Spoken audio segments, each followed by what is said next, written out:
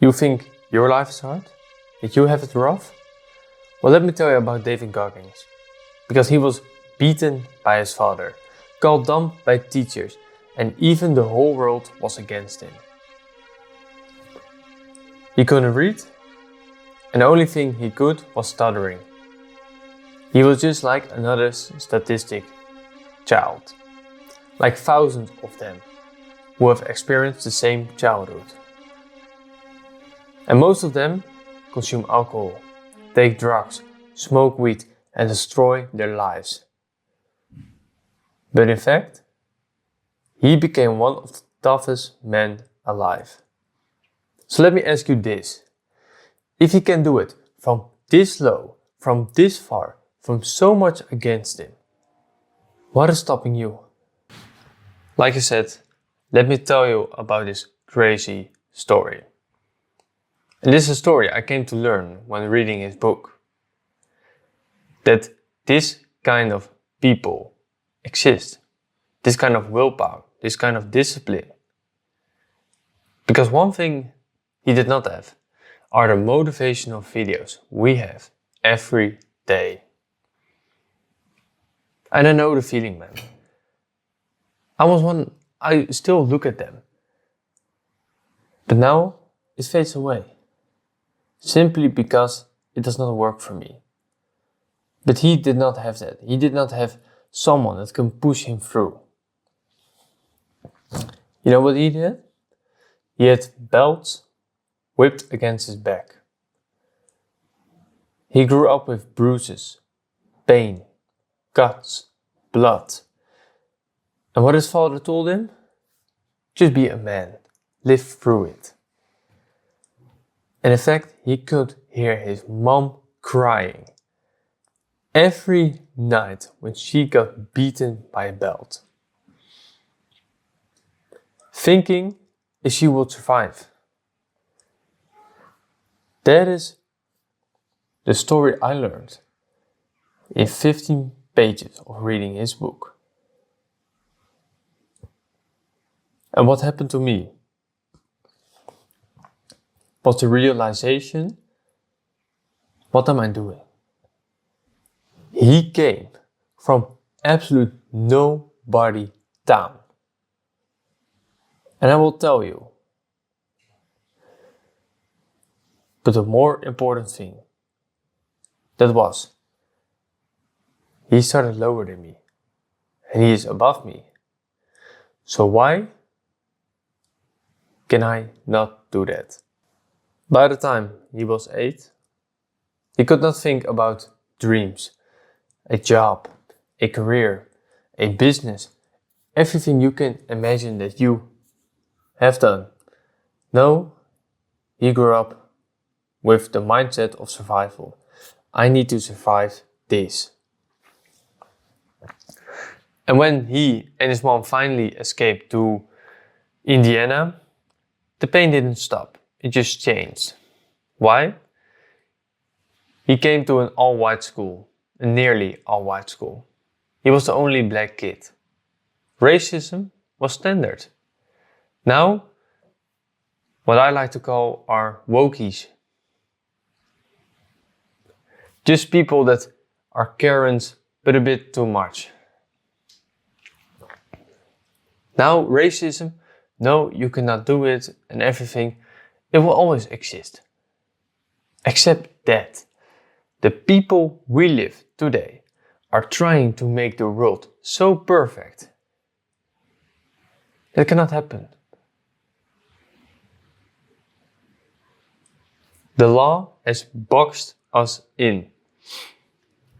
And the funny part is, the government actually wants us to do that. Because they can just do their own thing. Well, the spotlights are set at the wokies. But that is what he experienced. Racism. Teachers calling him dumb, like I said in the introduction. He could not read. He could not speak properly. And what he did, just to avoid humiliation, was just to cheat on every test. So in that way, he would just follow by.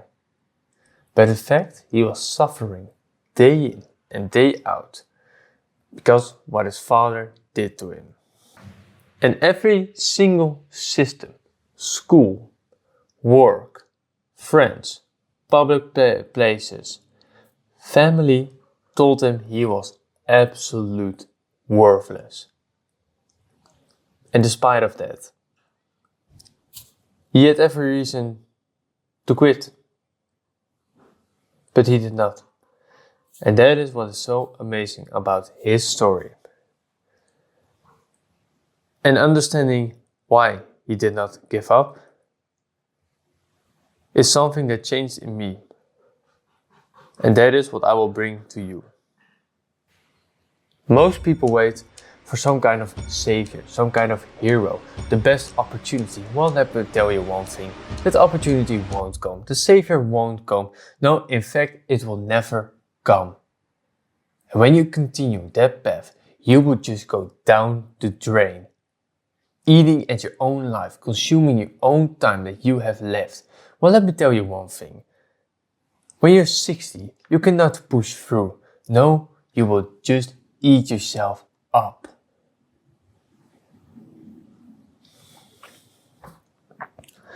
And that is what most people do.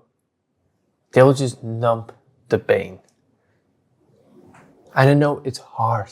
I know it's hard. It's not something you can change with one snap of your fingers. But it won't make it go away. You're just numbing it. Like you took some painkillers. You're just numbing it and then it's gone. No. It's something that will exist always. He sat in pain. That's what Goggins did. He accepted the pain.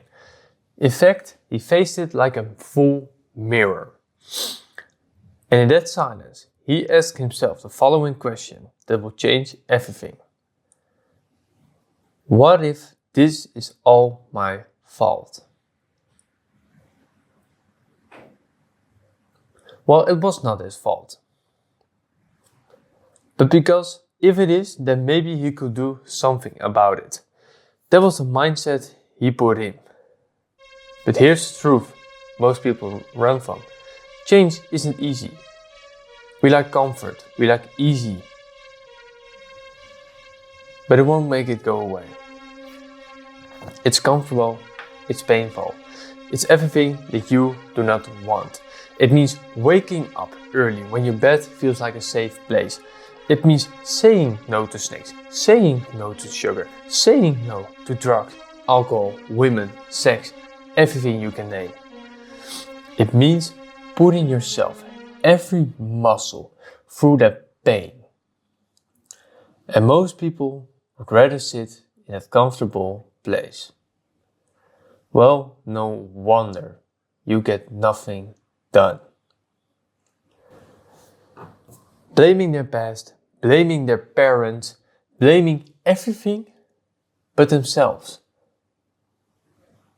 The biggest thing you can learn in life is learn from your own mistakes.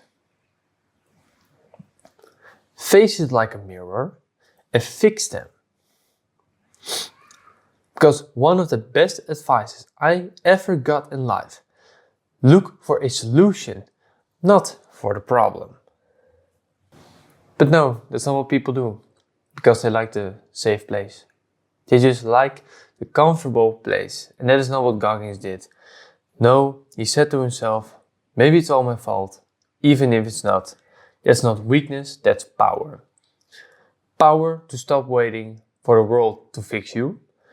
Power to stop blaming your past to your present. And power to face the hard days, the setbacks, the lonely moments, and keep moving forward. And that power is what transformed a scared, broken kid into one of the toughest men alive. If I can give you another piece of advice. One of the most things that is taught to you in school at a very young age that Goggins did go through is that if you do not succeed now, you will not succeed later. Which is not true. The past is the past. You cannot change it, you cannot do everything about it. Only you can improve on it.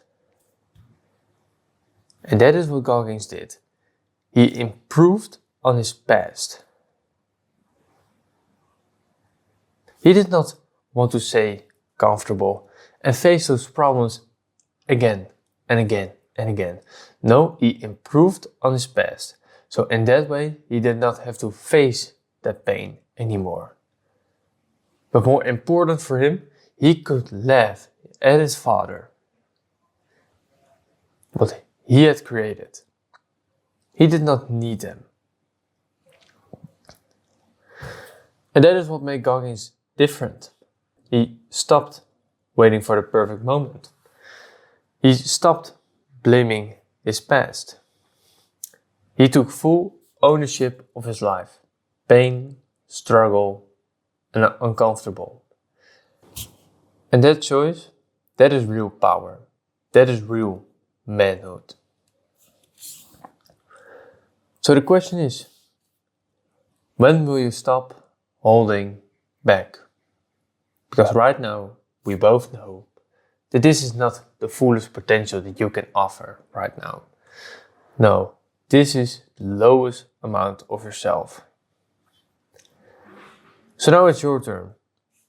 No more excuses, no more stories, no more safe, cheap things.